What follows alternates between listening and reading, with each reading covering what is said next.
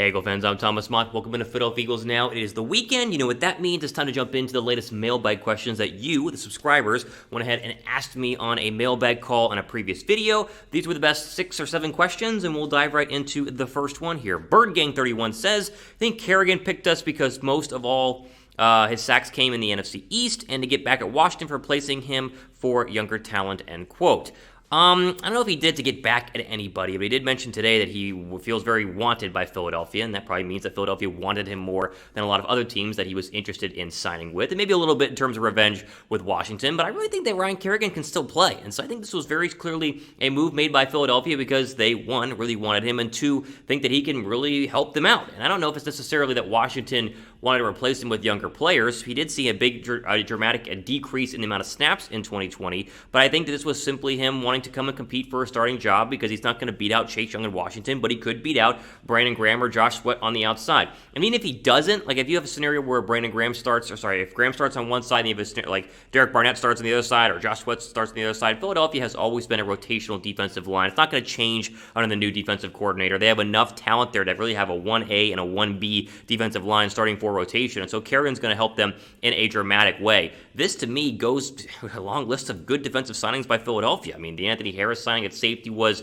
a surprise and a very welcome one. Eric Wilson, the linebacker, another surprise and a welcome one. And this one, again, a little bit older, a 1-year deal, a win-now move, but one that's going to really dramatically help Philadelphia be better on the defensive side of the football. Okay, quick pinned comment down below. How many sacks do you think Ryan Kerrigan will have in 2021? I mean, is he like 5 or 6 the past couple of years? Does he get more than that? Does he have less than that? How many sacks will we have? Answer the pinned comment down below right now. Let's go to the next question here. Comes via Luis Cabrera. What is your expectation for Jalen Hurts? How much does he have to do? How much does he have to do to be successful? Hurts, all Hurts has to do is show that he's the guy. That's all he has to do. Show that he is the guy and show that he is the future at the quarterback spot in Philadelphia, and that to me will be a successful 2021 for Jalen Hurts. Now, what does that mean for wins?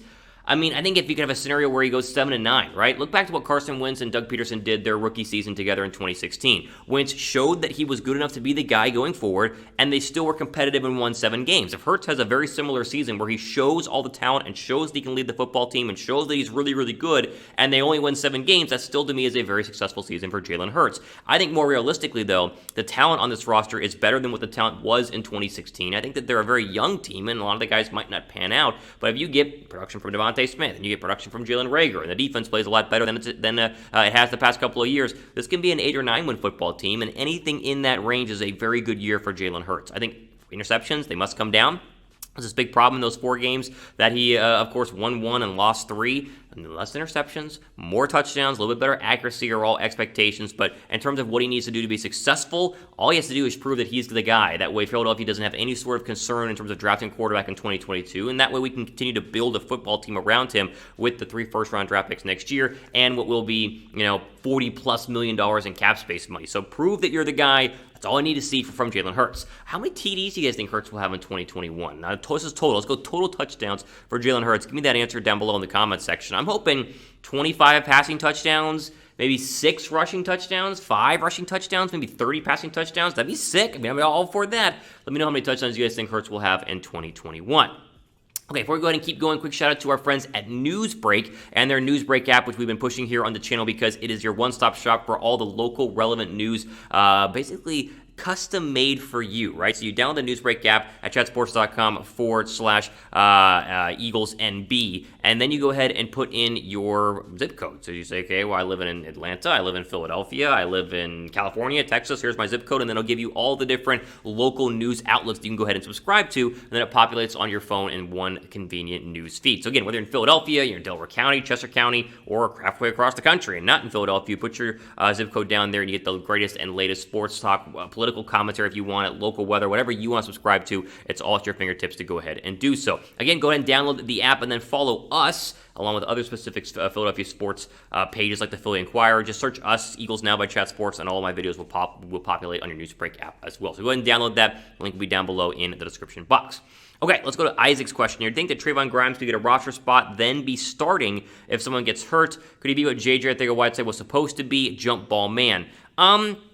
I guess yes is the simple answer here. I think Trevon Grimes can do everything that you just mentioned, but Fulgham needs to be the jump ball man, right? If you want to talk about who needs to be the jump man on this football team in terms of the big wide receiver to go catch a football in the red zone or go up and make that catch on a big third down, Fulgham needs to be that guy because I think Fulgham has a little bit more talent, or at least proved that talent at times during the 4-game stretch last season. So I think Fulgham needs to go ahead and take over the Alshon Jeffrey role, the J.J. Whiteside role, and that's probably the plan, at least so far in Philadelphia.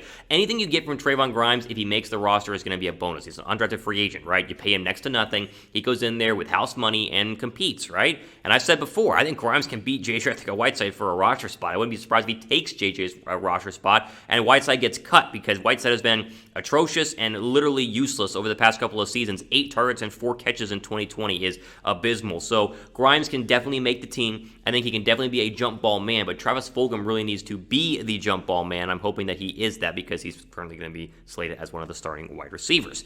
David Moore says, hey, Thomas, think Howie will make another semi-big trade this offseason, or do you think that they are done? If so, what position?